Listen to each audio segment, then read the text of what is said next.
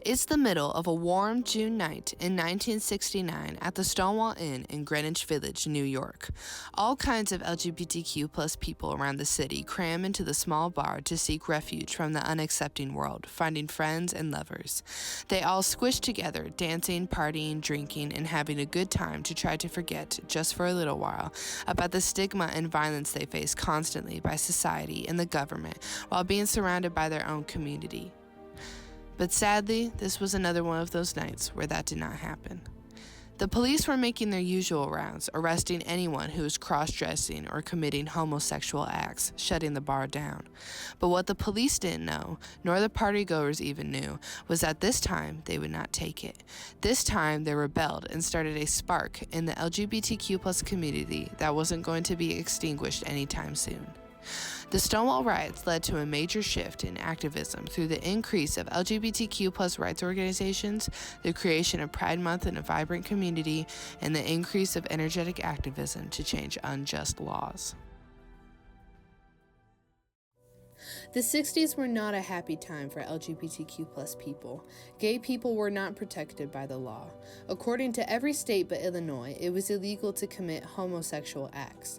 Many other laws targeting LGBTQ plus people prohibited gay people from serving in the military or the government. Executive Order 10450 was issued by President Eisenhower as a result of the Lavender Scare, similar to the Red Scare. During this time, many people feared communism, so the government stuck the communist label on groups of people, like gay people, using it as an excuse to take away the rights of others and deem them lesser than. Additionally, dressing as the quote opposite gender was illegal. Someone needed to have at least 3 articles of clothing that matched their gender. Additionally, homosexuality was classified as an illness and would often be treated through electric shock therapy.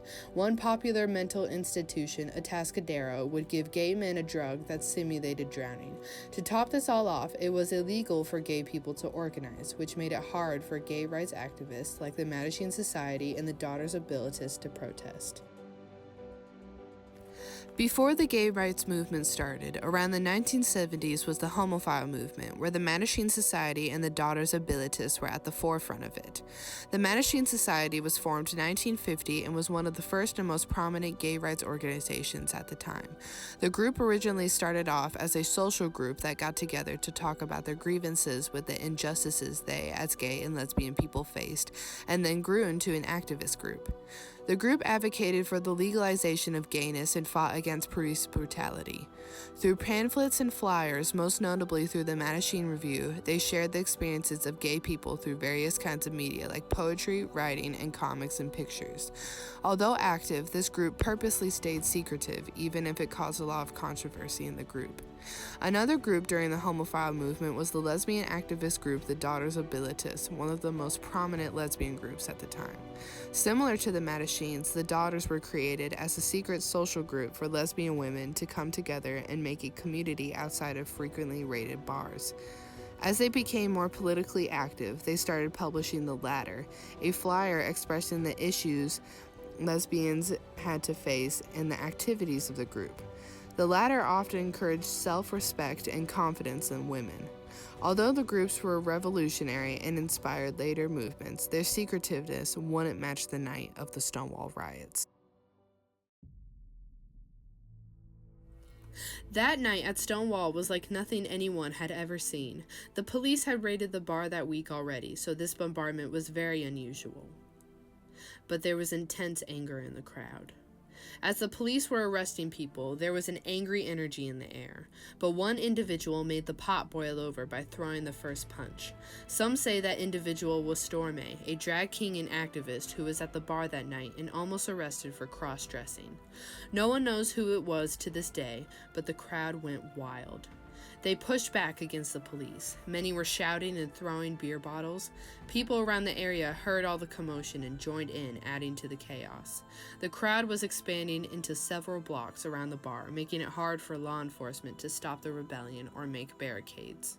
According to John O'Brien, a gay activist who helped use a parking meter as a battering ram to get to the police, who were at this point inside the bar, says, "I've never seen gay people before fight the police." Although the riots were revolutionary and full of activism, it was also a celebration of the community coming together. People sang and danced in the streets. Drag queens started doing the can-can and singing, "We are the Stonewall girls, we wear our hair in curls." Queens were throwing heels and swinging bags. The riots, like O'Brien said, were something new and extraordinary. People not only fought for the right to be, but celebrated the fact that they were fighting and doing it together by exercising their right to freedom of expression. The riots covered many blocks around the area and lasted 6 days, but its effects lasted longer than just a week.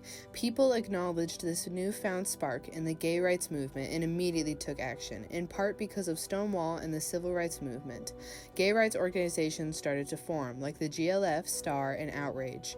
The GLF, or the Gay Liberation Front, was made after the riots in 1970. The GLF worked to end discrimination against gay people by changing the system and protesting. Additionally, STAR helped LGBTQ+ people by raising awareness of and helping to shelter homeless LGBTQ+ youth, some of whom may have been kicked out of their families. STAR was created by Marsha P. Johnson and Sylvia Rivera, two prominent and leading activists of the time period and of the Stonewall riots. The movement even expanded to outside the U.S., where the LGBTQ+ organization Outrage was created as a consequence of the Stonewall riots and the civil rights movement to tackle hate crimes and discrimination in the UK. These organizations advocated for change differently, but they all increased awareness of LGBTQ+ struggles and helped strive for justice and the right to be equally protected under the law.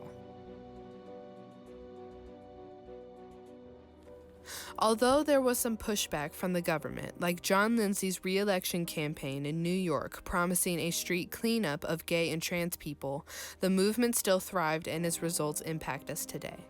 On June 28, 1970, people held the first Pride Parade to celebrate the anniversary of Stonewall and the rioters' contributions. Thousands came together to remember the riots, and since then, the tradition of marches has continued. These marches celebrate the accomplishments of LGBTQ+ people and form a sense of community.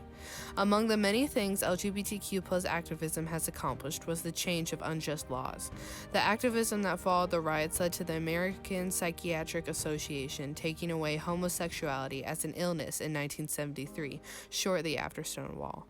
Then, in 2015, the Supreme Court, after years of attacks on gay relationships in the law, the court case Obergefell v. Hodges ruled same-sex marriages legal. In later years, Obama legalized gay people serving in the government through the abolishment of the Executive Order 10450 in 2017 by his Executive Order 13764, which ruled government jobs were given to people only based on their fitness. All of these results happened because of the gay movement's inspiration from the civil rights movement and the courage many had to rebel against the police during the riots by exercising their responsibility as people to change the system. The Stonewall riots changed history and the LGBTQ+ movement from being smaller and secretive to a loud, big, and energetic movement. Leaders and groups publicly advocated for change by using their right as the people to protest for the right to free speech, to be equally protected by the law, and to be free from discrimination. They used their responsibility as citizens to change a corrupt government and its laws, as stated by Thomas Jefferson in the Declaration of Independence. Because previous activists took part in the riots, gay people are now free to work for the government and dress and live how they want to legally. Even though there's still a long way to go for LGBTQ+ rights, especially trans rights, the Stonewall riots were the reason that today the LGBTQ+ community is more normalized. The LGBTQ+ community, especially the drag queens of the time, changed the world for the better so the community could have better lives.